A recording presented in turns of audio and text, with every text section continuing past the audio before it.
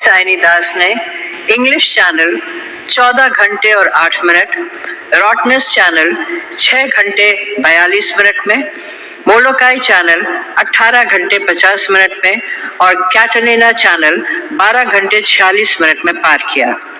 सुश्री साइनी दास को साहस के क्षेत्र में उनकी उत्कृष्ट उपलब्धियों और योगदान के मान्यता स्वरूप जल साहस के लिए तेंजिंग नोर्गे राष्ट्रीय साहस पुरस्कार 2023 से सम्मानित किया जाता है। রাষ্ট্রপতির হাত থেকে পুরস্কার নিলেন পূর্ব বর্ধমানের সাঁতারু সায়নী দাস।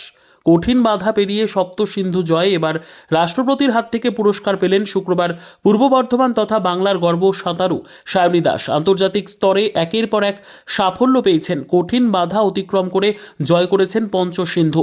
এবার নতুন সম্মান পেতে চলেছেন সেই সায়নী দাস। জাতীয় পুরস্কার তুলে দেওয়া হলো কালনার এই সাঁতারুর হাতে। ভারত সরকারের ক্রীড়া ও যুব কল্যাণ মন্ত্রকের Tenzing Norgay national adventure award 2023 পেল বাংলার মেয়ে সায়নী। 17 জানুয়ারি তার হাতেই সম্মান তুলে দেন রাষ্ট্রপতি দ্রৌপদী মুর্মু। সায়নী দাস সপ্তসিন্ধু পার করার লক্ষ্য নিয়ে গত বছর নিউজিল্যান্ডের কুক স্ট্রেইট চ্যানেল পার হন। ইতিপূর্বে সায়নী দাস 2017 সালে ইংলিশ, 2018 সালে অস্ট্রেলিয়ার রটনেস্ট এবং 2019 সালে আমেরিকার ক্যাটালিনা চ্যানেল জয় করেন। এই চ্যানেলগুলি জয়ের পর 2022 সালে হাওয়াই দ্বীপপুঞ্জের 44 কিলোমিটার দীর্ঘ মোলোকাই চ্যানেল জয় করেন। পরের লক্ষ্য জিব্রাল্টার চ্যানেল। সায়নীর এই সাফল্য গর্বিত তার মা সহ গোটা বাংলা। ভীষণ ভালো, মা হিসাবে মানে নিজেকে খুব গর্ববোধ মনে হচ্ছে। আর শুধু মা হিসাবে আমি নই, আমার মানে পরিচিত সবাই এবং আমাদের আত্মীয় স্বজন, বন্ধু বান্ধব, এছাড়া আমার মেয়েকে যারা খুব ভালোবাসেন, যারা ওর সবসময় পাশে থাকেন, সবারই একটা মানে গর্বের দিন বলা যেতে পারে।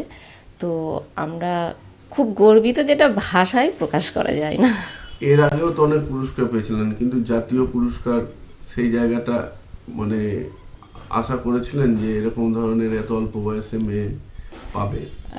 এর আগে তো যেগুলো ও যেসব জায়গায় গেছে অনেক সম্মানিত হয়েছে অনেক জায়গাতেই, তবে জাতীয় পুরস্কারের একটা মাত্রাই আলাদা, যেটা মনে হয় সবাইকে আরও নতুন করে উজ্জীবিত করতে পারে।